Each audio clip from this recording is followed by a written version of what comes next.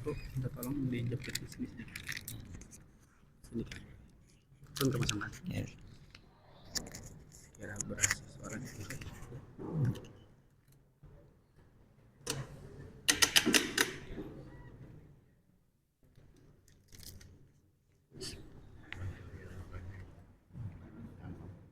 Dibaca ah.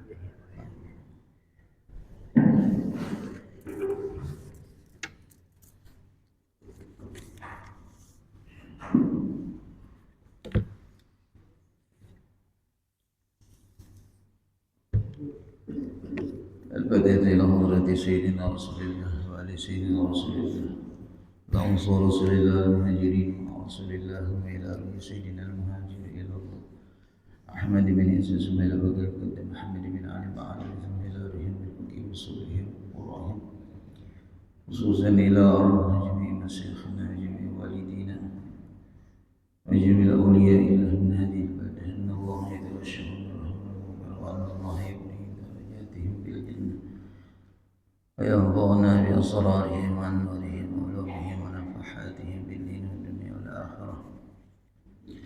الفاتحة. أعوذ بالله من الشيطان الرجيم. بسم الله الرحمن الرحيم. رب العالمين الرحمن الرحيم مالك يوم الدين إياك نعبد وإياك نستعين اهدنا الصراط المستقيم صراط الذين أنعمت عليهم غير المغضوب عليهم ولا الضالين. بسم الله الرحمن الرحيم. الحمد لله رب العالمين نحمده ونستعينه ونستغفره ونعوذ بالله من شرور أنفسنا ومن سيئات أعمالنا. من يهد الله فلا مضل له ومن يضلله فلا هادي له.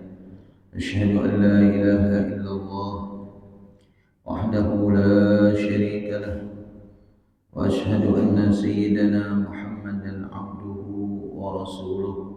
اللهم صل وسلم وكرم وعظم على سيدنا ومولانا محمد وعلى آله وصحبه ومن تبعهم بإحسان إلى يوم الدين. سبحانك لا علم لنا إلا ما علمتنا إنك أنت العليم الحكيم. رب اشرح لي صدري ويسر لي أمري واحلل عقدة من لساني يفقهوا قولي وسدد لساني واهد قلبي بحق سيدنا محمد صلى الله عليه وسلم. ولا حول ولا قوة إلا بالله العلي العظيم. ولا حول ولا قوة إلا بالله العلي العظيم. ولا حول ولا قوة إلا بالله العلي العظيم. الحمد لله, kita mengucapkan rasa syukur kepada Allah Subhanahu wa taala pada waktu ini, pada saat ini kita diberikan pertolongan oleh Allah Subhanahu wa taala sehingga bisa melaksanakan kewajiban kepada Allah Subhanahu wa taala menjalankan salat subuh. Dan alhamdulillah kita menjalankan salat subuhnya dalam keadaan berjamaah dan di tempat yang paling mulia di atas muka bumi ini, yaitu masjid. Ahabbul bilad ilallah masajiduha wa abadul bilad ilallahi aswaquha. Paling Allah cintai di atas muka bumi ini tempat adalah masjid, dan yang paling Allah murkai adalah pasar-pasarnya. Alhamdulillah, Allah Subhanahu wa taala masih memanjangkan umur kita, memberikan kesehatan kepada kita sehingga kita bila bisa berkumpul di tempat ini juga untuk menjalankan perintah Allah, yaitu menuntut ilmu. Mudah-mudahan ibadah dan ilmu yang kita tuntut ini dinilai oleh Allah Subhanahu wa taala, dan Allah Subhanahu wa taala memasukkan kita di dalam orang-orang yang menjalankan ibadah dan menuntut ilmu kepadanya. Amin amin ya rabbal alamin. Di dalam menjalani kehidupan kita untuk mendapatkan kemuliaan dunia dan akhirat, tentu tidak lain adalah jalannya menuntut ilmu. Dengan ilmu itu kita bisa mengikuti dan menjalankan sunnahnya Rasulullah Sallallahu Alaihi Wasallam. Karena jalan untuk mendapatkan keselamatan dunia dan akhirat tidak ada jalan yang lain kecuali mengikuti sunnahnya Nabi Muhammad Sallallahu Alaihi Wasallam, kecuali mengikuti apa yang diberikan aturan oleh Rasulullah Sallallahu Alaihi Wasallam, kecuali meninggalkan apa yang dilarang oleh Rasulullah Sallallahu Alaihi Wasallam. Baik perintah itu perintah zahir, artinya seperti ibadah yang zahir, atau perintah itu perintah yang batin, seperti kita menjalankan perintah Nabi untuk kita beribadah secara zahir kepada Allah dan beribadah secara batin. Kita menjalankan apa-apa yang diperintahkan Nabi secara zahir dan kita menjalankan apa-apa yang diperintahkan Nabi secara batin. Secara zahir adalah ibadah zahir dan secara batin adalah ibadah batin. Sebagaimana zahir itu ada perbuatan yang baik, ada perbuatan yang buruk.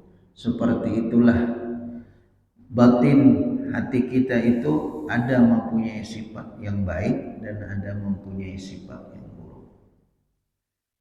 Sifat yang buruk diantaranya di dalam hati kita, dan sifat yang buruk itu akan menyebabkan kita tidak bisa beribadah kepada Allah secara batin, karena ada sifat yang tidak baik. Sebagaimana kalau kita berwudu, itu adalah tujuannya membersihkan taharah zahir kita supaya sembahyang diterima oleh Allah. Ada sahud sembahyang itu kalau ada berwudu. La yaqbalullahu salata ahadikum hatta yatawadda'a. Kalau sudah berwudu sah sembahyang. Demikian itu juga kalau orang itu hendak munajat kepada Allah, hendak mendapatkan nikmat munajat ataupun hendak mendapatkan nikmat di dalam ibadah kepada Allah, maka dia harus membersihkan batinnya agar bisa munajat kepada Allah. Sebagaimana wudu tidak bisa, kalau orang yang tidak berwudu tidak bisa salat, seperti itu juga orang yang tidak membersihkan kotoran hatinya maka tidak akan bisa munajat kepada Allah Subhanahu wa taala. Contoh, biasa orang itu sebelum sembahyang berwudu. Setelah berwudu tidak ada lagi najis, tidak ada lagi hadas, maka sah sembahyangnya. Tetapi tidak membersihkan hatinya, tidak membersihkan hatinya daripada sifat-sifat mazmumah, sifat-sifat yang dicela, sehingga sembahyangnya sah, tapi hatinya ketika sembahyang tidak bisa munajat kepada Allah. Kenapa? Karena terhalang oleh najis dan hadas yang ada di dalam batinnya. Itu disebutkan oleh Al-Habib Hasan di dalam kitab Mi'rajus Salah. Karena bersuci itu hakikatnya ada 4 martabat. Di antara martabat yang paling rendah adalah membersihkan badannya daripada segala najis dan hadas, kecil ataupun hadas besar. Dan di antara martabat yang 4 itu adalah membersihkan hatinya daripada sifat-sifat mazmumah, sifat-sifat yang tercela. Maka beliau menyebutkan di dalam kitab itu, barang siapa yang menginginkan bersih badannya daripada hadas kecil, hadas besar dan najis, maka dia harus berwudu. Kalau hadas besar, dia mandi. Tapi kalau membersihkan hatinya daripada sifat-sifat mazmumah, agar dia ketika sembahyang bisa munajat kepada Allah, agar ketika dia sembahyang hatinya bisa diterima oleh Allah, agar ketika dia sembahyang bisa lezat di dalam hatinya merasakan nikmat ibadah, adalah jalannya tariquha bi dzikrillah, yaitu jalannya dengan mengingat Allah. Maka ketika dia mengingat Allah dan terus mengingat Allah, maka hilanglah selain daripada Allah di dalam hatinya. Jadi kalau ada di dalam hatinya sifat-sifat yang tercela, untuk membersihkannya, kata beliau, yaitu dengan mengingat Allah. Kalau ada sifat di dalam hati kita, ada menginginkan pujian dari orang ketika melaksanakan sembahyang, ingin ibadah kita dilihat oleh orang lain, ingin kita dinilai oleh orang lain bahwa kita ahli ibadah, atau ingin menampakkan kepada orang lain bahwa kita termasuk orang-orang yang baik karena melaksanakan ibadah. Perasaan dan bisikan-bisikan seperti itu akan bisa dilawan dengan bizikrillahi, dengan mengingat Allah Subhanahu wa taala. Kenapa bisikan seperti itu bisa dilawan dengan mengingat Allah? Karena dia ingat bahwa ketika dia ibadah, itu semua adalah pertolongan daripada Allah. Dia bisa melaksanakan ibadah karena adalah qudrat dan iradatnya Allah. Itu semua akan menepis, akan melawan bisikan-bisikan yang ada di dalam hatinya untuk menimbulkan sifat dan akhlak yang tercela. Ulama menyebutkan di dalam kitab Mi'rajus Shalah, adab di dalam sebelum kita berwudu. Sebelum kita berwudu, yaitu adabnya di antaranya bahwa kita memandang air yang akan kita pakai untuk berwudu itu adalah bentuk dan mazhar daripada rahmatnya Allah. Maka orang itu ketika hendak berwudu, adab di dalam hatinya memandang bahwa air yang akan digunakannya itu adalah bentuk dan tajalli benampak rahmatnya Allah. Kenapa? Karena para ulama menyebutkan bahwa di antaranya sebesar-besar nikmat Allah adalah air. Air itu adalah nikmat yang besar daripada Allah, dan itu menunjukkan bahwa air itu dijulung kepada manusia, diberikan kepada manusia, bentuk rahmatnya Allah kepada hamba-hambanya. Maka para ulama menyebutkan ketika sebelum berwudu dan dia melihat akan air itu, maka pandanglah bahwa air itu rahmatnya Allah Subhanahu wa taala. Yang kedua, dia berwudu adalah tujuannya untuk mendapatkan rahmatnya Allah. Setelah dia berwudu, lalu bersih daripada hadas kecil. Ketika dia sudah bersih daripada hadas kecil, maka dia melaksanakan salat. Ketika dia melaksanakan salat selesai, itu bentuk adalah rahmat Allah kepadanya, karena dengan pertolongan Allah dengan kudratnya Allah dan iradatnya Allah, dia bisa melaksanakan salat. Maka orang yang sembahyang, sebelum dia melaksanakan sembahyang, dia memandang rahmat Allah. Ketika melaksanakan sembahyang, dia di dalam rahmatnya Allah. Dan ketika dia selesai melaksanakan sembahyang, itu adalah bentuk dari rahmatnya Allah. Maka sabukuan rahmatnya Allah. Itulah yang dimaksud oleh ulama, bahwa untuk menghilangkan akhlakul madmumah yang ada di dalam hati, yaitu jalannya adalah bizikrillah, dengan mengingat Allah. Ketika sebelum melaksanakan ibadah, dalam keadaan melaksanakan ibadah, dan sesudah melaksanakan ibadah.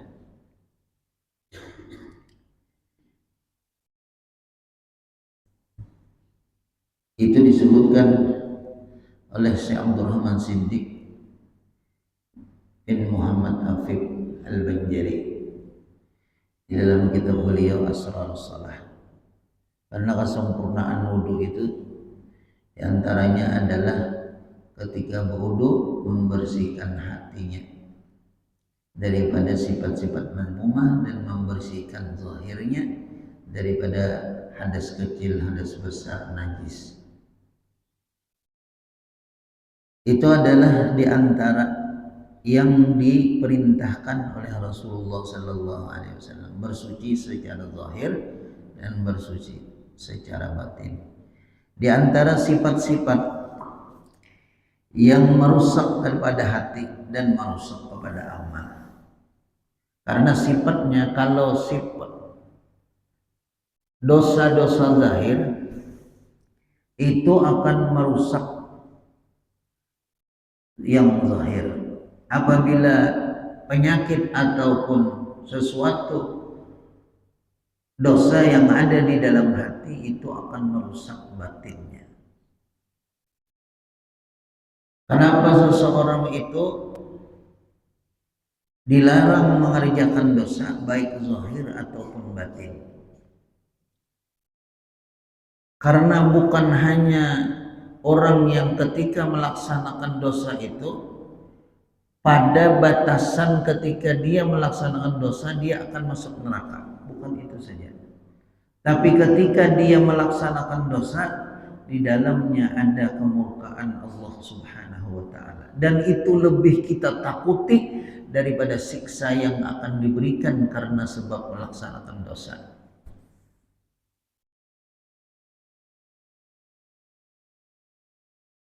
Besar akibat kemurkaan yang akan didapat itu lebih besar daripada dosa yang dia laksanakan dengan hanya memandang bahwa dia akan disiksa daripada dosa tersebut. Kalau orang berdosa lalu akan disiksa dengan sebab dosanya, itu kalau dia benar-benar bertaubat kepada Allah, maka diampuni oleh Allah Subhanahu wa taala. At-taibu minadz-dzambi kaman la dzanba lahu. Orang yang bertaubat daripada dosanya, maka seperti orang yang tidak ada lagi dosa. Tapi kalau Allah Subhanahu wa taala sudah murka kepadanya, maka semua kecelakaan akan dia dapatkan. Semua kebaikan akan tertegah daripada dirinya. Karena Allah sudah murka, rahmat Allah tidak akan mungkin masuk ke dalam dirinya. Kalau Allah Subhanahu wa taala sudah murka kepadanya, tidak ada keberkahan di dalam umurnya, tidak ada keberkahan di dalam usahanya, tidak ada keberkahan di dalam anak istrinya, tidak ada keberkahan di dalam pergaulannya, tidak ada keberkahan di dalam usahanya. Sedikit pun tidak akan mendapatkan keberkahan daripada keridhaan Allah Subhanahu wa taala. Itu yang kita takutkan. Karena itu lebih besar akibatnya daripada dosa yang kita kerjakan itu, karena hanya memandang sebatas siksaan yang akan diberikan oleh Allah Subhanahu wa taala. Kita mendengar banyak daripada guru-guru kita menjelaskan. Kalau orang yang berdosa itu bisa diampuni oleh Allah Subhanahu wa taala karena hanya mengerjakan satu kebaikan yang di dalamnya ada keikhlasan kepada Allah, maka dihapus dosa-dosa yang lain.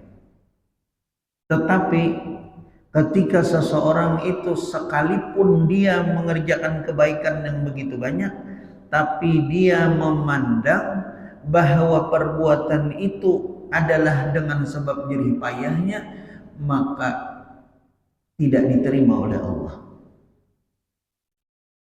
Seorang abid beribadah 500 tahun lamanya,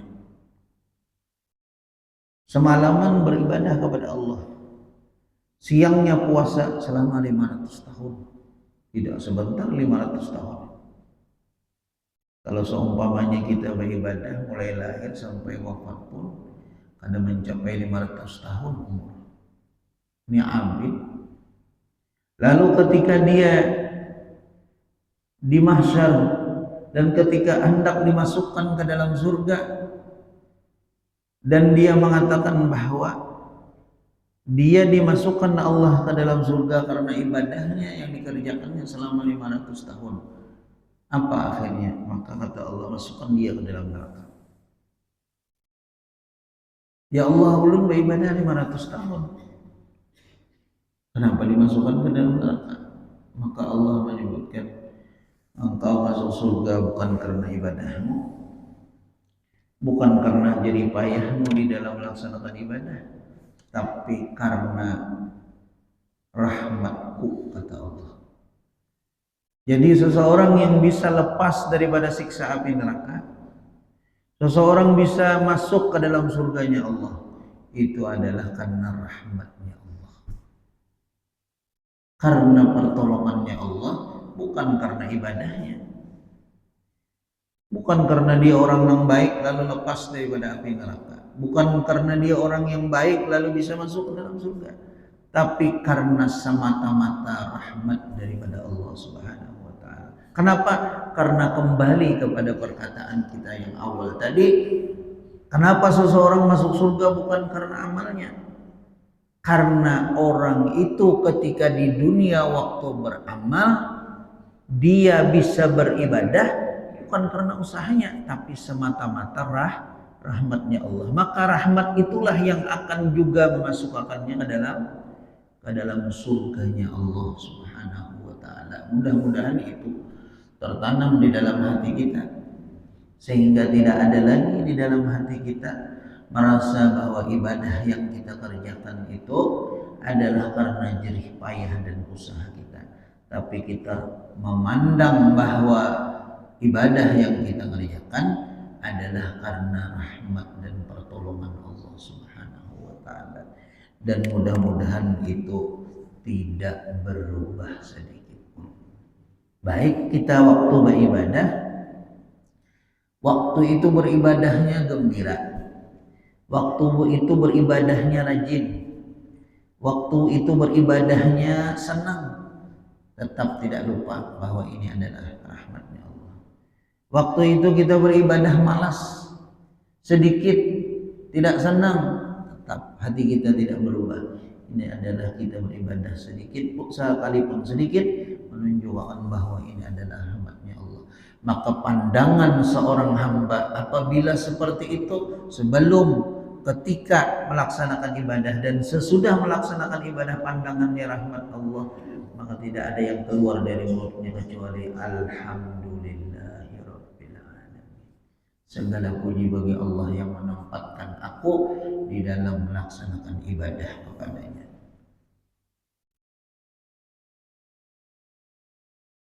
Pandangan seseorang untuk mendapatkan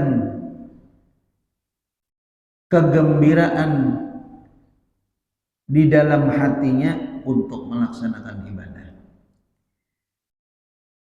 Keinginan seseorang untuk mendapatkan nikmat munajat waktu beribadah kepada Allah. Keinginan seseorang untuk ibadah hatinya ketika melaksanakan ibadah asik dengan Allah, maka keinginan itu harus lebih besar daripada keinginannya untuk ibadah zahir. Kita hendak sembahyang 5 waktu kada tertinggal. Kita hendak sunat-sunat kada hendak tertinggal. Kita hendak wirid istiqamah menjalankan. Keinginan-keinginan yang baik secara zahir itu kita minta kepada Allah. Allahumma a'inni ala zikrika wa syukrika wa husni ibadatik. Kita minta kepada Allah supaya Allah menolongi kita di dalam mengingat Allah, di dalam bersyukur kepada Allah, di dalam memperbaiki ibadah kepada Allah. Tapi keinginan hati kita ketika ibadah kepada Allah mendapatkan kelezatan munajat itu lebih lagi daripada keinginan kita beribadah secara zahir. Melihat kita aulia-aulia orang-orang saleh, waktunya tidak ada yang lain kecuali 2. Pertama ilmu, kedua ibadah. Kita iri kepada orang-orang saleh. Kita hendak kayak apa mereka. Kita iri dengan akhlak-akhlak mereka. Tapi kita lebih iri ketika mereka hatinya dibersihkan oleh Allah Subhanahu wa taala. Maka keinginan seseorang untuk baik di dalam ibadah zahirnya, haruslah keinginan untuk baik di dalam ibadah batinnya itu lebih besar. Kenapa? Karena kalau orang tidak melaksanakan seumpamanya puasa, itu puasa karena tidak dilaksanakan, dosanya tidak melaksanakan puasa, tidak merambat kepada ibadah yang lain. Zakatnya sempurna, tidak merambat dosa puasa kepada zakat. Tapi kalau dosa batin itu merambat kepada keseluruhan ibadahnya, sampai ibadah zahirnya pun hangus karena dosa yang ada di dalam hati. Sebagaimana hadis Nabi, al-hasad kama ta'kulul hasanat. Al-hasad ta'kulul hasanat kama ta'kulun nar al-khatab. Hasad yang ada di dalam hati, iri dengki yang ada di dalam hati memakan kebaikan. Kebaikan zahir habis semua. Sembahyangnya, puasanya, zakatnya, sumbangannya untuk di jalan Allah habis semua. Dia berbuat baik kepada orang lain habis. Siapa yang memakan? Hasad yang ada di dalam hati. Bagaimana Nabi memisalkan bagaimana hasad itu memakan kebaikan? Kama ta'kulul an-naru al-khattab, sebagaimana memakannya api akan kayu yang kering. Apa maksudnya? Natijahnya apa? Kesimpulannya apa? Kadada lagi yang tertinggal, habis karena api memakan kayu kering. Kadada lagi yang tertinggal, hangus. Kadada lagi kebaikannya disebabkan ada hasad yang ada di dalam. Maka perhatian di dalam perbaikan batin ini harus lebih daripada perbaikan zahir. Bagaimana membersihkan hatinya? Bagaimana untuk supaya kalau sudah hati ini bersih agar mendapatkan munajat kepada Allah. Sudah sembahyang, baik sembahyang yang fardu ataupun sembahyang yang sunat, tapi belum ketemu lagi nikmat munajat kepada Allah. Asik, tenang hati ketika munajat kepada Allah. Ketika melaksanakan ibadah gelisah, hendak lapas tuntung. Ketika melaksanakan ibadah gelisah, ada karuan-karuan hati. Itu nang sudah dijalani, maka hendaklah inya orang yang beriman mengharap-harap, meminta kepada Allah supaya merasa akan nikmat munajat kepada Allah Subhanahu wa taala. Kenapa orang-orang saleh? Kenapa aulia-aulia Allah? ada mau beampihan beribadah. Malah orang lain melihat rasa uyuh masih itu seharian baca Quran aja, masih itu untung sembahyang isra, ba'amalan duha pulang, untung duha ada pulang Quran dibaca, umai ada nang sehari hatam 4 kali, ada nang sehari hatam 2 kali. Kenapa? Karena merasa akan manis dan lezatnya di dalam ibadah. Ada mau ampih. Kalau orang makan, lalu ketika makan merasa akan nikmat makanan tadi, nyaman makanan tadi. Kada mau ampih makan, tapi karena parut kada tahan lagi ampih juga. Kada tahan lagi parut, kada menyandang lagi parut, kada muat lagi parut ampih.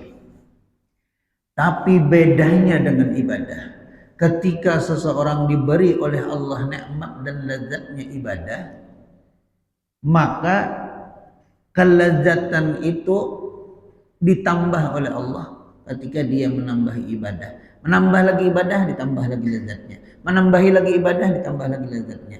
Beda lawan dunia. Kalau kita urusan dunia, makan itu lezat. Tambahi sepiring, lezat. Tambahi 2 piring, bakurang sudah. Kan tapi nyaman lagi, sudah kekenyangan. Bakurang. Tambahi lagi sepiring, bisa muntah. Dikurangi oleh Allah nikmatnya. Tapi kalau ibadah itu ditambah ibadahnya, ditambah lezatnya, ditambah ibadahnya, ditambah lezatnya, 10, 20, 30 kali lipat. Ibadahnya bertambah, ditambah nikmatnya, ditambah nikmatnya. Bagaimana mungkin mereka orang-orang saleh hendak ampih dan berhenti beribadah? Ngaku jangankan semalaman beribadah, sembahyang subuh gin nganti bana bangun. Kenapa? Karena memang berat. Karena kada merasakan nikmatnya. Bagaimana mereka kada beguringan semalaman, kada beguringan 2 malam, kada beguringan. Al Habib Abdurrahman As-Sagaf 33 tahun kada beguringan beribadah. Kenapa? Karena nikmat ibadah itu beda dengan nikmat dunia, makanan, minuman, apapun yang kita rasakan di dunia. Kalau kita bandingkan dengan nikmat ketika Allah memberikan nikmat bagi orang yang beribadah, itu tidak ada sedikit pun persentasinya. Ditambah nikmatnya. Ini yang kita harapkan. Kenapa kita harus membersihkan hati kita? Karena kita hendak mendapatkan kenikmatan di dalam ibadah. Kenapa harus membersihkan hati kita? Karena itulah perintah Rasulullah Sallallahu Alaihi Wasallam. Di antaranya lagi, walaupun banyak, tapi di antaranya disebutkan penyakit-penyakit yang bisa merusak amal kita, penyakit-penyakit di dalam hati yang bisa menghalangi kita, mendinding kita untuk mendapatkan kenikmatan munajat kepada Allah Subhanahu wa taala. Sebagaimana disebutkan oleh pengarang kitab Tanbihul Ghafilin bahwa di dalam hadis Nabi Adam alaihi salam, beliau pernah mewasiatkan kepada anak-anak beliau dengan 5 wasiat. Yang pertama, qul li auladika, katakan olehmu hai anak-anakku kepada nanti keturunan-keturunan engkau, anak-anak engkau, la tatma'innu bid dunya, jangan merasakan kenyamanan di dunia, jangan merasa aman dan nyaman di dunia, rasa bahwa dunia ini terakhir sudah, bahwa padahal ada sesudahnya akhirat. Di situ yaumul jaza, di situ kena hari pembalasan, di situ kena nang baik dibalas baik, nang buruk dibalas buruk.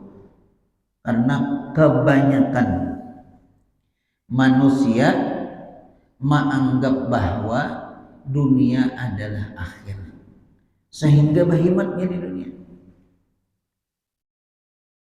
ditutup dan didinding oleh syaitan perasaannya tentang urusan akhirat, bahwa di akhirat nanti ada jaza pembalasan, di akhirat nanti ada timbangan, di akhirat nanti ada mahsyar, di akhirat nanti ada surga, di akhirat nanti ada neraka. Itu ditutup oleh syaitan, sehingga pandangannya bahwa dunia ini terakhir sudah.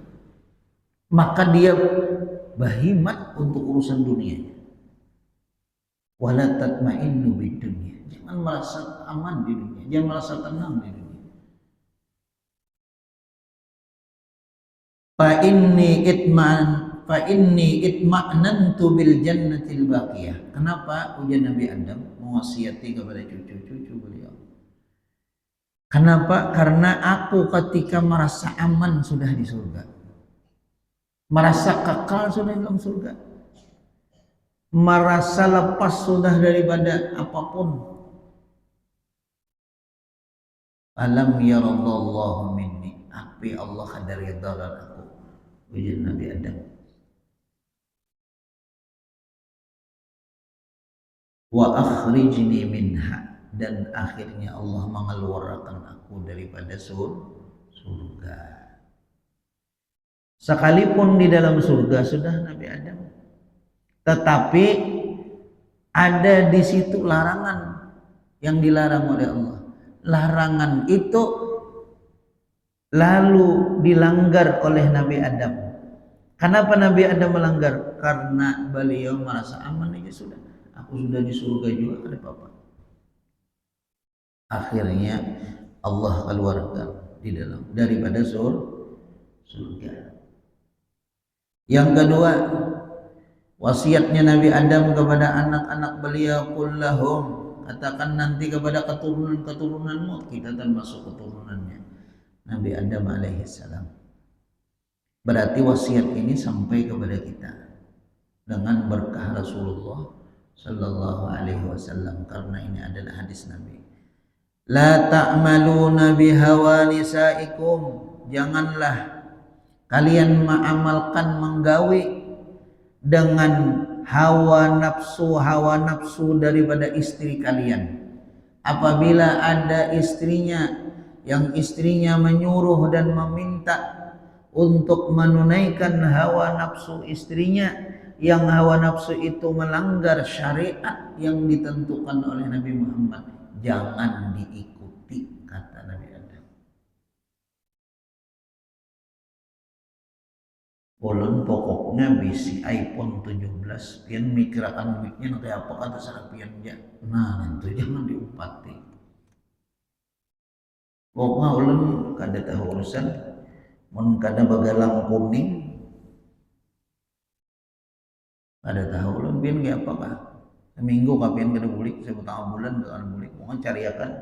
Pokoknya mau pian datang harus bagalang kuning sudah ulun. Nah, ujar Nabi Adam, jangan diumpatin itu, jangan digawi. Kalau inya marah permintaan bini tadi, ada sesuatu, nang sesuatu itu dilarang oleh Allah.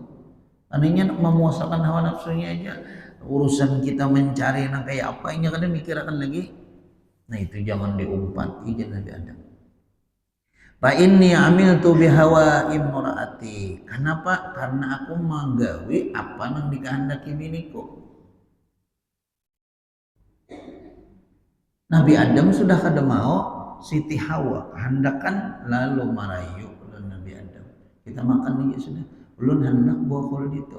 Hakun aja. Kenapa? Padahal ini dilarang sudah oleh Allah. Tetap dikarasi. Kenapa? Menyenangkan bini. Menyenangkan lawan kehendak bini. Wa akaltu syajarata, lalu aku makan buah kuldi tadi. Apa nang terjadi lawan aku ya Nabi Adam? Walahaqatni an-nadamah, akhirnya terhubung kepada aku akan penyesalan. Menyesal aku. Kenapa semalam? Padahal sudah ada hakun, tapi karena hakun mengikuti kehendak bini, kasih sayangan, tapi wani melanggar nang diperintah oleh Allah, nang dilarang oleh Allah. Akhirnya menyesal ujian Nabi Adam. Nanti selama permintaannya itu tidak memberati, selama permintaannya itu kada melanggar syariat, maka boleh diikuti. Tapi ketika permintaannya itu melebihi daripada kemampuan, permintaannya itu melanggar kepada syariat, maka kita kada perlu mengikuti ujian Nabi Adam. Wazalithu qul lahum kullu amalin turidunahu fanzuru akibatahu. Nabi Adam mewasiatkan kepada anak beliau, nanti sampaikan kepada anak-anakmu tiap-tiap amal nang mereka itu hendak menggawe, maka fanzuru, pakan pandang dulu akibatahu, akibatnya. Apa aja nang hendak digawe, pandang dulu. Nah, aku mau mengerjakan ini, apa kena akibatnya? Nang kayak apa? Adakah kerusakan dalam urusan dunia? Adakah mudaratnya dalam urusan akhirat? Apabila hendak mengerjakan ini, adakah manfaatnya urusan dunianya? Adakah manfaat urusan akhiratnya? Pandang itu dulu, kata Nabi Adam. Fa inni law nazartu akibatal amri, kalau seumpamanya, ujian Nabi Adam, dahulu waktu aku di surga, ketika bini hendak lawan buah khuldi, aku itihi dulu, namun aku akurinin apa yang terjadi, kayak apa akibatnya namun aku mau menuluskan kehendaknya, apa yang terjadi. Oh, namun aku melanggar ini Allah murka, namun aku melanggar ini kena aku bisa dikeluarkan kepada surga. Kalau seumpamanya pada saat itu aku memandang akibat yang akan terjadi, kata Nabi Adam, lam yusibni ma asabani, mesti kada terjadi nang tertimpa lawan aku pada saat ini. Karena pada saat itu aku kada memandang akibatnya, akhirnya terjadilah, dan akhirnya aku dikeluarkan daripada surga. Jika orang berusaha, lalu ketika di dalam usahanya tadi ada sikap yang harus diambil, maka pandang akibatnya. Apakah sikap itu mengakibatkan rusak di dalam usahanya, rusak di dalam urusan akhiratnya? Itu harus dipandang, kata Nabi Adam alaihissalam. Wa idza itrabat qulubukum bi syai'in fajtanibu.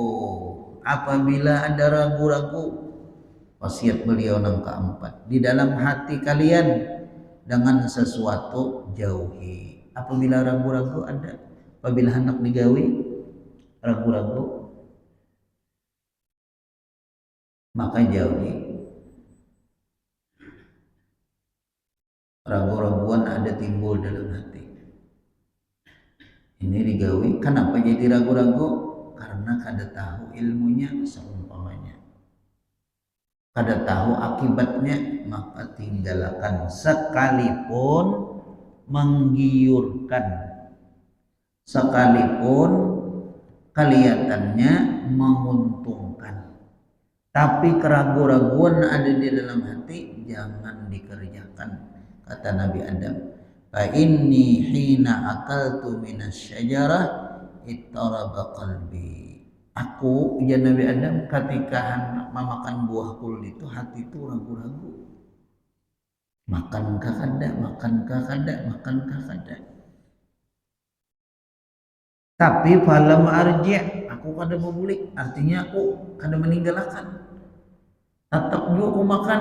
Akhirnya nampak pahalakan ya nadam, maka akhirnya aku menyesal.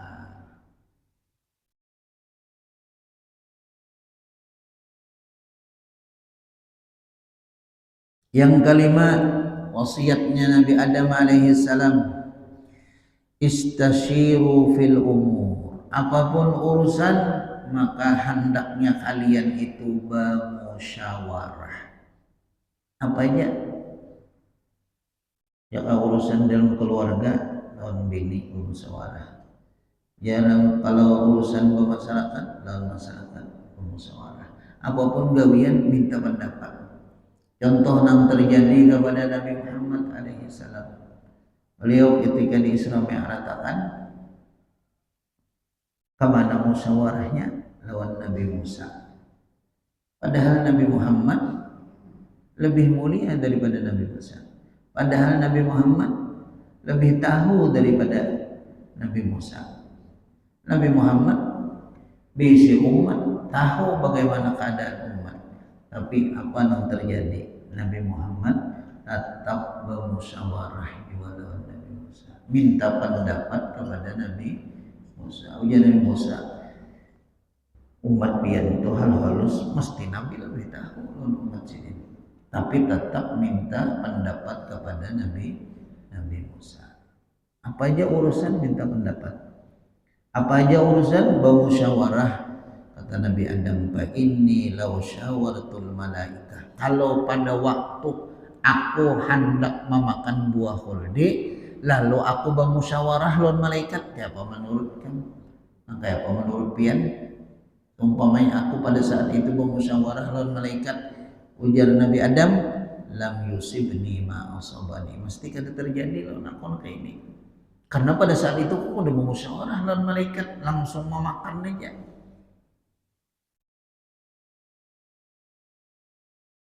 Ini semuaan adalah karena pada saat itu dari wasiat yang disebutkan dan diarahkan oleh Nabi Adam kepada anak beliau, termasuk kepada kita zuriat beliau, adalah bahwa urusan seseorang itu rusak karena ada di dalam hatinya al-hirsu, tamak. Di surga sudah, nikmat surga begitu banyak sudah, kada putus-putusnya. Nikmat surga kada kau dibayangkan bagaimana nikmatnya, tapi ada tamak di dalam hatinya. Apa? Hendak kekal lagi di dalam surga. Padahal sudah Allah memberi nikmat. Keinginannya itu rakus dan tamak. Itu gambarannya yang diberikan oleh Nabi Adam. Kalau Nabi Adamnya itu maksum, terpelihara. Jadi Nabi Adam itu kada bermaksiat kepada Allah. Nabi Adam hanya contoh aja. Kalau Nabi Adam bermaksiat kepada Allah, itu sudah lepas daripada etikat kita orang yang ahli sunnah wal jamaah, bahwa Nabi itu, para Nabi itu maksum, terpelihara, terjaga. Arti maksum itu kada pernah menggawi dosa. Kalau aulia itu mahfuz, terpelihara juga, tapi dahulunya bisa pernah menggawi dosa lalu bertaubat. Seperti halnya Ibrahim bin Adham, 99 orang sudah membunuh lalu bertaubat, diterima, akhirnya menjadi aulia oleh Allah. Jadi kalaunya Nabi itu sama sekali tidak pernah mengerjakan dosa karena mereka itu maksum. Jadi apa yang terjadi kepada Nabi Adam adalah sebagai pelajaran kepada zuriat-zuriatnya, bahwa apabila seseorang itu ada penyakit di dalam hati yang bernama rakus, al-hirsu, di dalam urusan dunia, maka itu akan merusak hubungannya kepada Allah. Maka itu akan menyebabkan dosa kepada Allah. Maka itu akan menyebabkan dia berani bermaksiat kepada Allah Subhanahu wa taala. Ini rezeki sudah banyak, pendapatan sudah banyak, tercukupi kebutuhannya sudah. Kadang-kadang bisa melebihi daripada orang lain, tapi karena rakus di dalam hatinya, tamak di dalam hatinya, atau di dalam bahasa Arabnya al-hirsu, maka dengan sebab kerakusan ini dia akan menambah hartanya apapun jalannya. Apakah dengan berdusta, apakah dengan menipu, apakah dengan jalan-jalan yang tidak diridhai oleh Allah Subhanahu wa taala. Kenapa jadi itu timbul? Karena ada rakus di dalam hatinya. Nah, mudah-mudahan Allah Subhanahu wa taala membersihi hati kita daripada segala penyakit-penyakit hati,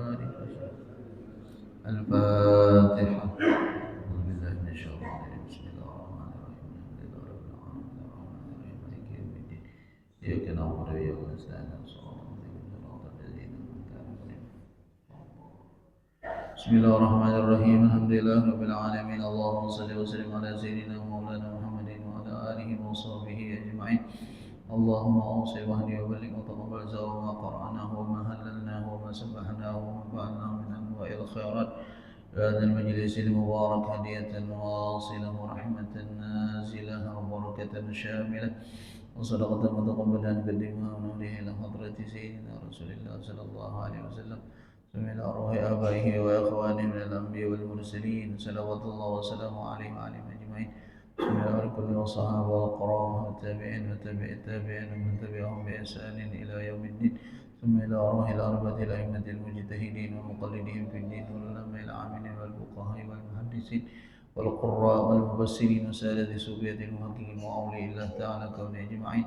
وسوف مثل ثواب ذلك مع مزيد برك وإحسانك خصوصا إلى روحي هجي بن هجي فاني اللهم اغفر له وارحمه وعافه واعف عنه. اللهم اغفر له وارحمه وعافه واعف عنه. اللهم اغفر له وارحمه وعافه واعف عنه. اللهم اجعله فداء له من النار وحجابا له من النار وشراء له من النار وإذقا له من النار ونجاة له من النار. ثم إلى أرواح آبائنا وأمهاتنا وجدنا وجداتنا وعمنا وعماتنا وخالنا وخالاتنا ولمن أوصانا بالدعاء لجميع المؤمنين والمؤمنات والمسلمين والمسلمات برحمتك يا أرحم الراحمين. اللهم اجعل قبورهم روضة من رياض الجنان ولا تجعل قبورهم حفرة من حفار النيران. اللهم إن كانوا من المحسنين فزد بإحسانهم، إن كانوا من المسيئين فتجاوز عن سيئاتهم واوصل اللهم ثواب ذلك منا إليهم. أوصل اللهم ثواب ذلك منا إليهم. أوصل اللهم ثواب ذلك منا إليهم. اللهم أحينا بالإيمان وأمتنا بالإيمان واحشرنا يا الله في زمرة من أهل الإيمان برحمتك يا رحيم يا رحمن. ربنا تقبل منا إنك أنت السميع العليم وتب علينا إنك أنت التواب الرحيم. ربنا آتنا في الدنيا حسنة وفي الآخرة حسنة وقنا عذاب النار. وصلى الله على سيدنا محمد وعلى آله وصحبه وسلم والحمد لله رب العالمين.